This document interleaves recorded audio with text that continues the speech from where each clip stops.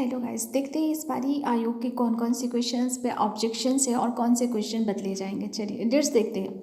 ठीक है, तो ये है आपका क्वेश्चन जिस पे आयोग जो है अपना बदलेगा, वो है भारत में मिट्टी बचाओ आंदोलन। तो इसमें आयोग ने आंसर दिया है दरभंगा बिहार, सी ऑप्शन, जबकि करेक्ट आंसर है होशंगाबाद मध्य प्रदेश।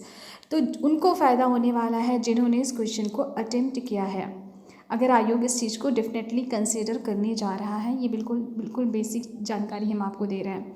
ये वाला जो क्वेश्चन आपके स्क्रीन पे है, ये आयोग चेंज करने डिलीट करेगा, तो इसलिए इसका फ़ायदा तो सबको मिलेगा।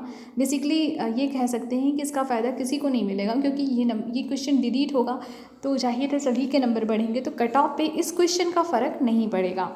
दूसरा जो स्क्रीन पे है, ये उत्तर प्रदेश स्मार्ट सिटी वाला, इसको भी आयोग कंसिडर कर रहा है। और ऐसी खबर कि 10 से 12 में ये दोनों ही ऑप्शन इससे माने हैं सही है, ए या बी। तो जिसने भी इस क्वेश्चन को अटेम्प्ट किया होगा उसको फ़ायदा होने वाला है, जिसने छोड़ दिया उसकी तो बात ही नहीं है। तो ये रहा आपका तीसरा क्वेश्चन। आगे जो क्वेश्चन आयोग कंसिडर करेगा वो आईएलओ वाला है, और डेफिनेटली इस क्वेश्चन को भी वो ले रहा है कंसिडरेशन में। वीपी वाडिया और एनएम जोशी, इसमें दोनों ही ऑप्शन है सही मान रहा है वो, ए और बी। तो जिनके दोनों में से किसी भी ऑप्शन पे जिसने सही लगाया है उसको वो कंसिडर करेगा।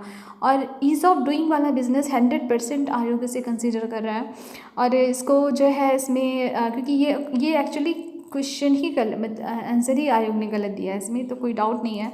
तो इस वजह से इस कर को कंसीडर करेगा, और इसमें जिन्होंने ए पे अपना टिक लगाया है उसका सही है। तो ये क्वेश्चन थे जो आपको, अब आप देख लीजिए अपने हिसाब से कि आपके कितने नंबर इस पे बढ़ रहे हैं या फिर घट रहे हैं।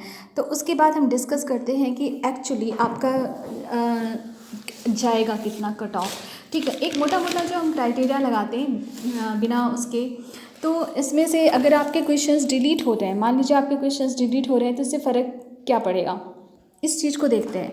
जैसे अगर आपका ईज़ ऑफ डूइंग बिजनेस का ऑप्शन चेंज होगा तो इसका फ़ायदा मिलेगा, और मिट्टी बचाओ आंदोलन का भी ऑप्शन चेंज होगा तो इसका फ़ायदा मिलेगा।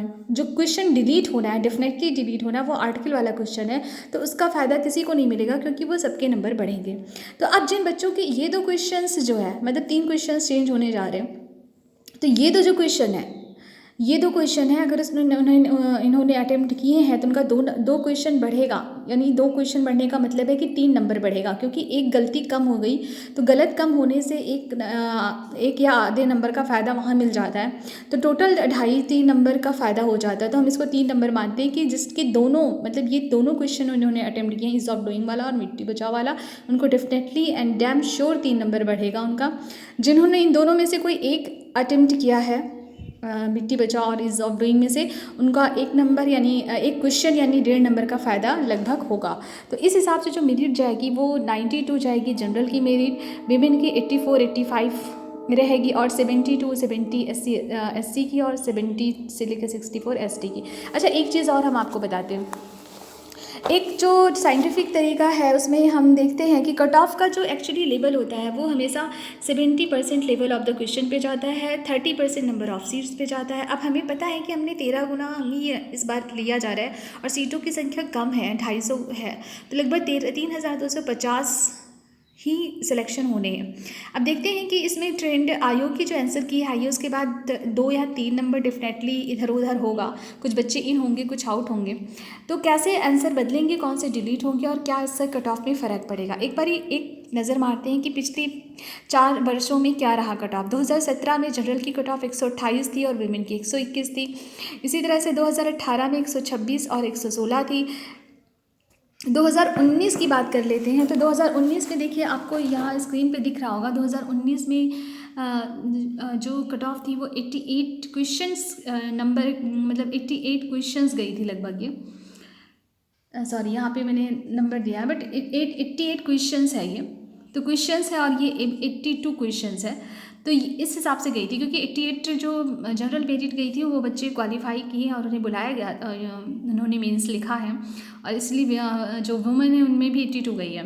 2020 का जो हम कैलकुलेशन करते हैं वो इस आधार पे करते हैं कि मान लीजिए एक एवरेज बच्चा है जो लगातार इन तीनों सालों में क्वालिफाई कर रहा है, 2017, 18, 19, एवरेज इन द सेंस कि ठीक है, बहुत अप टू द मार्क नहीं है कि उसने वो 120 सही करके आएगा, बट जनरल इस क्वेश्चन पेपर में 104 सही करना भी बड़ी बात थी।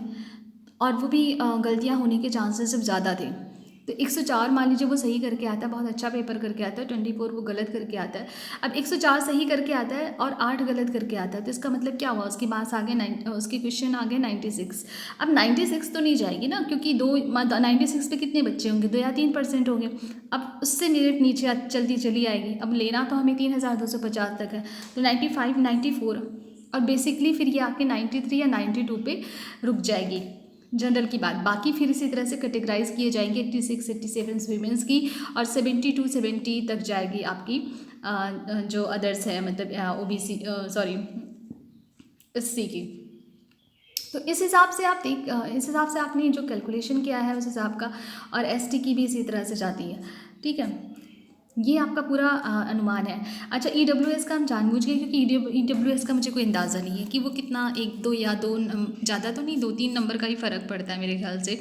तो इस वजह से आप खुद ही अपना उसका कैलकुलेशन कर लीजिए। तो ये रही कट ऑफ की डिस्कशन। होप सो कि आपको पसंद आया होगा और आप एक साइंटिफिक तरीके से इस कंक्लूज़न पे पहुँचे होंगे।